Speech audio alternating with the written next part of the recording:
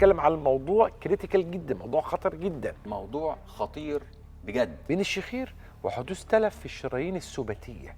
عيان الشخير ده عيان كل الانف والاذن. انا ببقى عارف ان العيان ده هيخش يقول لي انا عندي مشكله شخير وعندي مشكله توقف في النفس، ارتفاع في ضغط الدم ومشاكل في القلب. فترات تغيير الفصول دي فترات كارثيه. بينام ومش قادر يتنفس. اهلا بيك في عالم الجيوب الانفيه.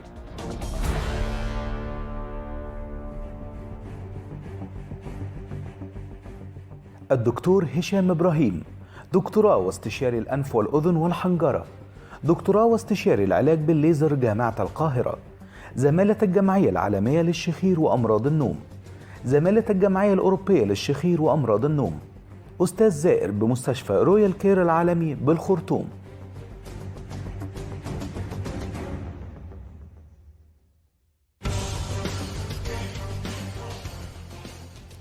اهلا بكم. الحقيقه النهارده حوار مثير للغايه، وانا هبداه دراسه خوفتني. قال لك الشخير من الاسباب المهمه للاضطرابات النفسيه. ده كلام مهم قوي. يعني الشخير، الناس اللي بتشخر بيحس بقلق دائم ممكن يؤثر ويؤدي الى تنامي المشكلات النفسيه عنده. وقال لك انه كمان انه اثناء النوم الشخير يؤدي الى مشكله، وهي انه الشخص نفسه بيتعرض الى انتقاد، فبيبقى شخصيته تلقائيا فيها حاله من حالات اما العدوانيه المستمر نتيجه الانتقاد المستمر اللي بيوجه له، او الدونيه، احساس ان انا اقل من الغير، ان انا فيها عيب.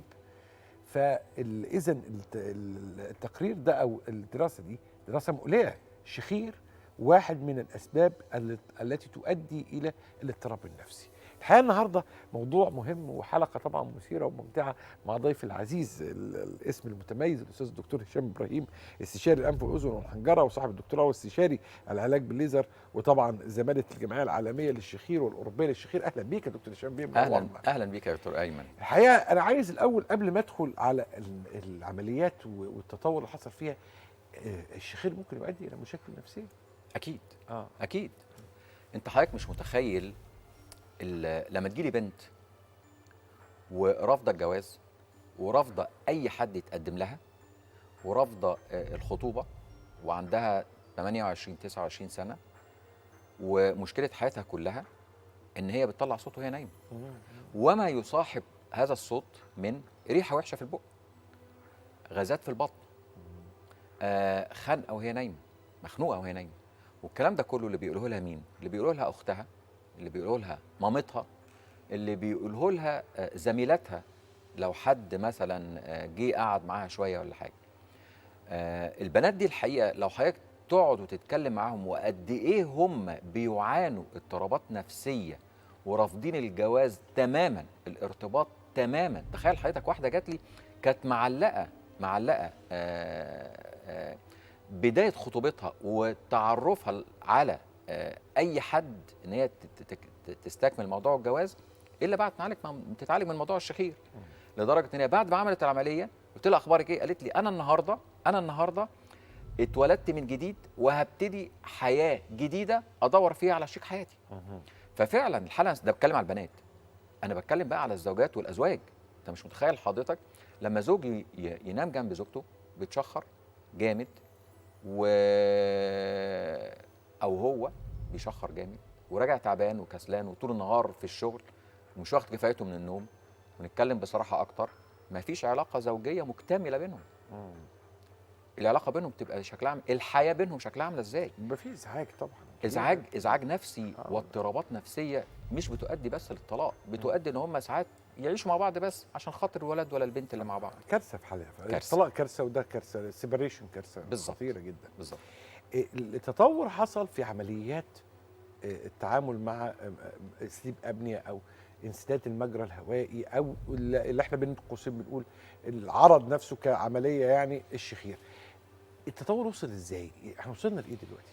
الحقيقه يعني احنا نقدر نقول الحقيقه وزي ما بيقولوا كده وبصوت عالي وبقوه ان احنا واقفين النهارده في موضوع الشخير بتكلم على مصر وبتكلم على السنتر، احنا واقفين على الارض صلبه جدا الحمد لله. من ناحيه الاجهزه احنا عندنا احدث اجهزه في العالم كوبليشن، ما فيش حاجه احدث من كده. ويمكن حضرتك انت لو شفت الاله اللي انا جايبها دي آلة قديمة، دي آلة قديمة جدا، دي أول آلة لاستئصال اللوز في إيه؟ في مجال الطب. كنا بنحط اللوزة حضرتك هنا كده في الجزء ده كده، وبنزقها كده وهي حادة جدا من قدام، فاللوزة بتتقطع. الآلة دي بتتقطع شبه اسمها بالظبط جلوتين. شبه الناس بقى اللي مقصد. بتشرب سيجار. آه. لا، اللي بيشربوا سيجار عندهم حاجة زي كده بيستخدموها لقطع السيجار بالظبط. فتخيل حضرتك التطور من آلة زي دي بتروح قصة اللوزة بطريقة عشوائية وما ينتج عنها من نزيف ومشاكل والتهابات، ويفضل ينزف وممكن يموت، إلى النهاردة الكوبليشن النهاردة يعني من أحدث ما وصل إليه التقدم في التكنولوجيا في العالم، اللي هو بنستخدم الطاقة في وجود المية لاستئصال اللوز والعمل عمليات الشخير. برضو عايز اروح لحته تانية مهمه قوي. منطقه المريض ده، منطقه مريض اللي هيكون معانا كمان شويه، اللي هو يعقوب محمد اسحاق. سنه مش صغير، سنه حاجه و70 سنه، 76 سنه. ده سن كبير قوي طبعا. طب ما ده ما يقلقش. انت عارف حضرتك ان عيانين الشخير عندي الرينج بتاع السن بتاعهم كام؟ ستينات. فانا بابا يعقوب زي ما بيسموه في السعوديه، هو راجل كاتب يعني اطفال شهير جدا، عنده 77 سنه. لا، راح المانيا قالوا له لازم تركب السيباب الجهاز، اشتراه ورماه بعد ساعه. قال لي انا صعب حكايه النوم ده، صعب ما قدرش يستحمل. بس ممكن طبعا يكون في احتياجات له في حالات معينه، لكن انا بتكلم على حل بقى. بالظبط كده. ف 77 سنه ويقدم على ان احنا نعمل له عمليه شخير، واضح ان هو تعبان، واضح ان هو راجل بالمنتاليتي دي مش هيجي يعمل عمليه الا لما يكون قاري وسامع وشايف والى حد ما مطمئن. الحقيقه بابا يعقوب من الشخصيات الحقيقه اللي تحس فيها بان الحياه مهمه. عايز يعيش عيشه هاديه، بيشخر بالليل، عنده مشاكل في التنفس، مش مرتاح. جاء كشفنا عليه الحقيقه وشفت لقينا عنده لوز متضخمه جدا، سقف حلق برضه ولهاه. عنده عضلات الحلق الحقيقه في السن الكبير اللي هو السبعينات ده بتبقى مرتخيه جدا جدا جدا. وعلى فكره اللوز احنا بنشيل اللوز مش بس عشان اللوز متضخمه قد كده ولوز كبيره، بالعكس انا بشيل اللوز لو صغيره جدا لكن مترهله. الترهل والارتخاء في اللوز هو ده اللي بيسد مجرى التنفس. فالحقيقه عملنا له العمليه، واحب قوي ان احنا نشوفه بعد العمليه وقد ايه هو مستمتع بان هو عمل عمليه. والراجل بيقول لك انا سعيد، انا اكبر واحد في العالم عملت عمليه لوز. فتخيل مدى سعادته كمان، ان هو بيقول لك انا دخلت موسوعه جينيس لاكبر واحد في الدنيا عمل عمليه لوز وعمليه شخير. احنا هنستمتع دلوقتي طبعا اخ العزيز الاستاذ يعقوب محمد اسحاق. يعني برضو شيء جميل ان الاخوه العرب يجوا مصر يعملوا النوعيه دي من العمليات او اي نوع من العمليات. ده شيء يسعدنا جدا، السياحه العلاجيه في مصر. الحقيقه طبعا يعني انا مش عايز اقول لك شخصيات مهمه جدا بدون ذكر اسماء، ورفضت طبعا ان هي حتى تتصور ولا حاجه، لكن بيجوا لي من دول الخليج كتير جدا وبيعملوا عمليات ويروحوا مبسوطين جدا جدا جدا.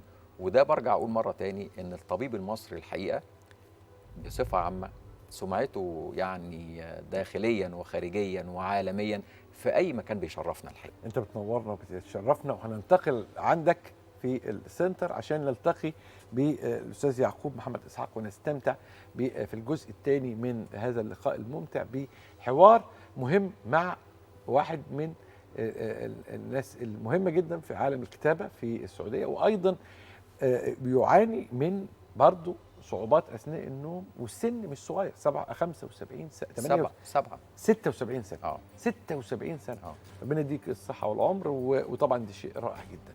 ضيفي العزيز الاستاذ الدكتور هشام ابراهيم، نورتنا وشرفتنا. اهلا بيك يا دكتور ايمن. خليكم بقى مع الاستاذ يعقوب عشان تستمتعوا تسمعوا منه ازاي كانت معاناته. خليكم معانا.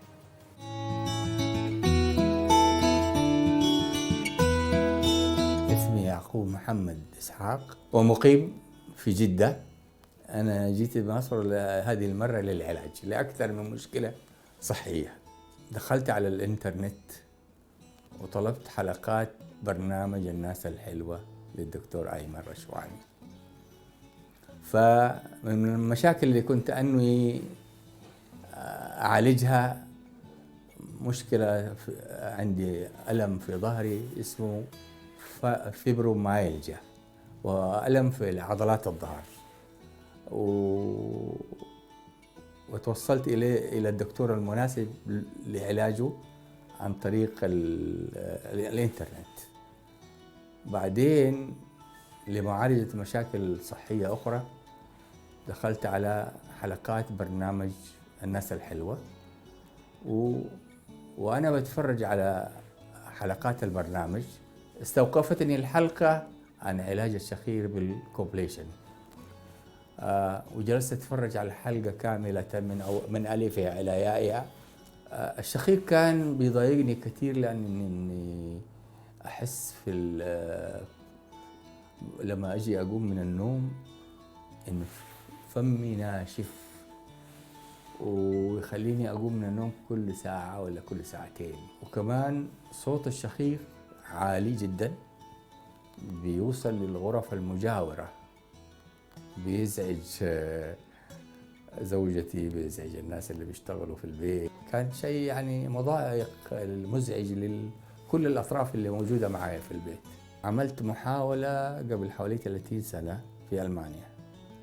دخلت مصحة أو معمل، نمت في ليلة، لبسوني طاقية لفحص وفيها مليانة أسلاك لفحص حالتي أثناء النوم، وقرروا أنه ما في علاج لحالتي في ذلك الوقت إلا عن طريق جهاز يضخ الهواء لأنفي.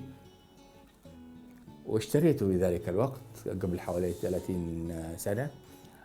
اشتريته وجبته جدة وحاولت استعمله، لقيته غير عملي. يعني للأسف ما حاولت لأنه ما كان في أخبار لا محلية ولا عالمية عن علاج جديد للشخير.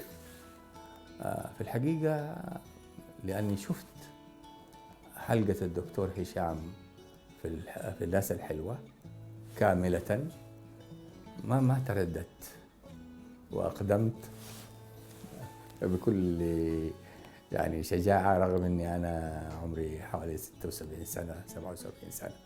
في الحقيقة لما كنت مع الدكتور وعمل لي الفحوصات اللازمة اللي هي عبارة عن فحص مجرى الهواء مجرى الأنف وجده سليم، وبعدين عمل الفحوصات الثانية للحلق من الداخل ووجد انه في يعني ترهل في الاعضاء الداخليه هي التي تحول دون مرور الهواء يعني سلاسه وبسهوله.